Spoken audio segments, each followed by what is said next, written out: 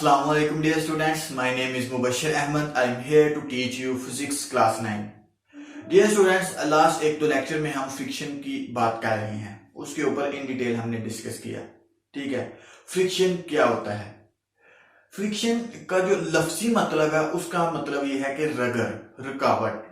लेकिन अगर हम इसकी डेफिनेशन देखें कि फ्रिक्शन इज फोर्स, एक फोर्स है दैट अपोज करती है मोशन ऑफ मूविंग ऑब्जेक्ट, किसी भी मूविंग ऑब्जेक्ट के मोशन को अपोज करती है, फ्रिक्शन अपोज करती है। ठीक है, आज हम इस लेक्चर में इसके एडवांटेजेस एंड डिसएडवांटेजेस को डिस्कस करेंगे एंड देन लास्ट में हम डिस्कस करेंगे कि हम किन किन मेथड से अपनी जो फ्रिक्शन है उसको रिड्यूस कर सकते हैं, फ्रिक्शन को कम कर सकते हैं।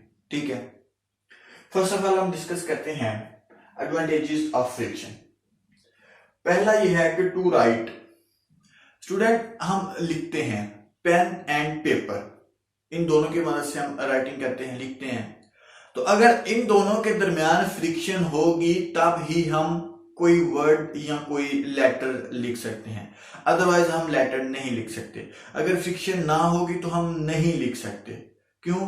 क्योंकि अगर फ्रिक्शन ना होगी तो जो पेन है वो पेपर पे स्लिप हो जाएगा, ठीक है, स्लाइड कर जाएगा, सो इसीलिए हम लिख नहीं सकेंगे। तब इनके दरमियान फ्रिक्शन का होना लाजमी है, इसीलिए हम कुछ वर्ड या कुछ लेटर लिख सकते हैं।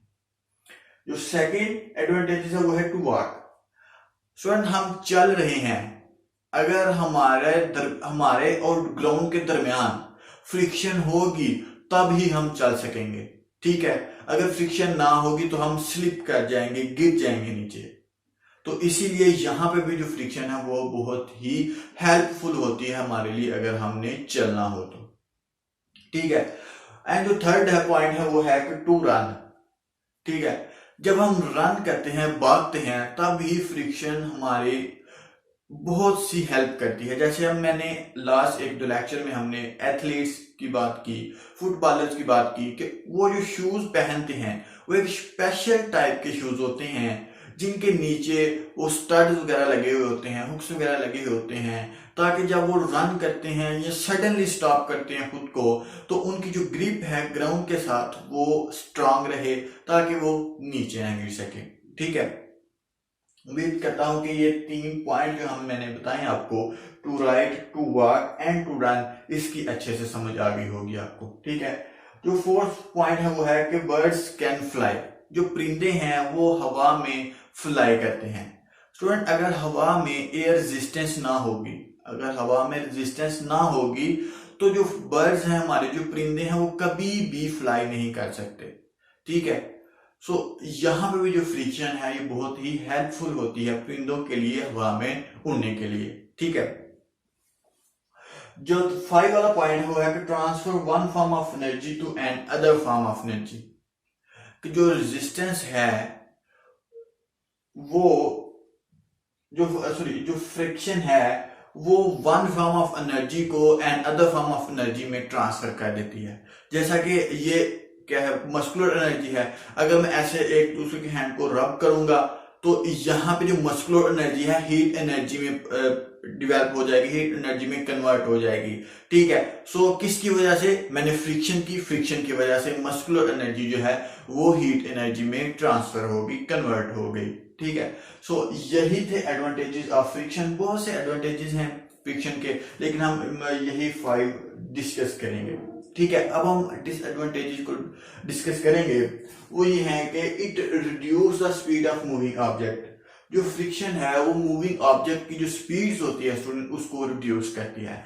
ये एक बहुत बड़ा डिसएडवांटेजेस है इसका, फ्रिक्शन का बहुत बड़ा नुकसान है। ठीक है, एंड एनर्जी लॉस,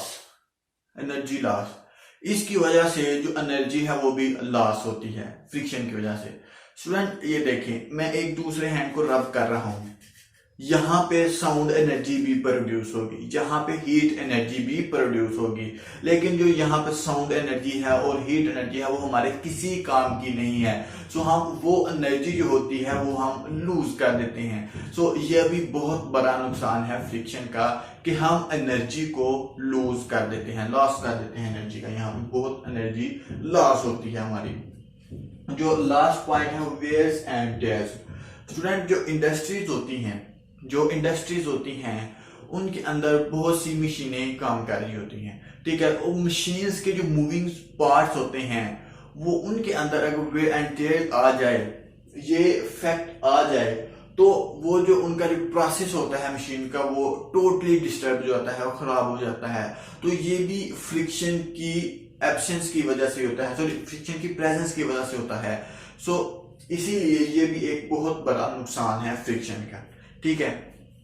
स्टूडेंट्स, अभी तक हमने क्या डिस्कस किया? अभी तक हमने फ्रिक्शन के एडवांटेजेस को डिस्कस किया एंड डिसएडवांटेजेस को डिस्कस किया। उम्मीद करता हूं कि आपको इसके एडवांटेजेस एंड डिसएडवांटेजेस की अच्छे से समझ आ गई होगी। स्टूडेंट्स, सिंपल सी बात है कि टू राइट हमें लिखने में मदद देती है, टू वॉक हमें चलने में मदद देती है, टू रन हमें दौड़ने में मदद देती है, बर्ड्स को फ्लाई करने में मदद देती है, transfer of energy from one form to another form, ये भी इसमें भी फ्रिक्शन का बहुत इंपॉर्टेंट रोल है, ठीक है। एंड देन हमने बात की कि ये स्पीड ऑफ मूविंग ऑब्जेक्ट की स्पीड जो होती है उसको कम करती है। उसके बाद एनर्जी लॉस होता है बहुत ज्यादा यहाँ पे, एंड वेयर एंड टेयर का फैक्टर भी यहाँ पे बहुत ही नुकसानदायक होता है फ्रिक्शन की वजह से, ठीक है। अब हम स्टूडेंट मेथड की बात करते हैं ऑफ रिड्यूसिंग फ्रिक्शन को कैसे हम कम कर सकते हैं ताकि ये जो हमारे डिसएडवांटेजेस हैं इनको हम बेहतर बना सकें, अपने नुकसान को कम से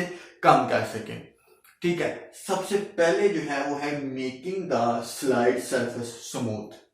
हमने स्टूडेंट्स लास्ट लेक्चर में बात की कि दो ब्लॉक एक दूसरे के ऊपर रखे हुए हैं, ज़ाहिर तो नजर आ रहे हैं कि वो एक दूसरे के साथ मिले हुए हैं, जुड़े हुए हैं, लेकिन हमने वहां पे माइक्रोस्कोपिक लेवल पे जाके देखा उसके अंदर अप्स एंड डाउन जरूर थे, उसके अंदर अप्स एंड डाउन थे, ठीक है। वो जो अप्स एंड डाउन हैं अगर हम उनको स्मूथ कर दें तो तब हमारी जो फ्रिक्शन है वो बहुत ही कम हो जाएगी, फ्रिक्शन नहीं होगी वहां पे, ठीक है। वो जो अप्स एंड डाउन है उनकी वजह से फ्रिक्शन हो रही है ना, लेकिन अगर हम उनको स्मूथ कर देते हैं तो फ्रिक्शन नहीं होगी हमारी। सो जो सेकंड पॉइंट है वो है lubricant the sliding surface. Students, हम लुब्रिकेंट यूज करते हैं स्लाइडिंग सरफेस के ऊपर, ठीक है। इसका मतलब यह है कि ऑयल वगैरह यूज करते हैं, जैसा कि हम ऑयल कार्स वगैरह में डालते हैं, मोबाइल यूज करते हैं गाड़ियों में, वो भी एक फैक्टर है जिससे हम फ्रिक्शन को रिड्यूस कर सकते हैं। लुब्रिकेंट मतलब ऑयलिंग, ठीक है। जो थर्ड पॉइंट है वो है कि using the ball bearings and roller bearings. हम बॉल बेयरिंग्स और रोलर बेयरिंग को भी यूज करके अपनी फ्रिक्शन को कम कर सकते हैं। जैसा कि स्टूडेंट एक बाइसाइकिल है हमारे, उसका जो एक्सल होता है, जो एक्सिस होता है उसका टायर का, तो उसके अंदर बॉल बेयरिंग यूज होते हैं ताकि उस जो एक्सिस है वो व्हील है उनके दरमियान फ्रिक्शन को बहुत ही कम किया जा सके, ठीक है, उसको खत्म किया जा सके। एंड जो लास्ट पे पॉइंट है making the fast moving object streamline.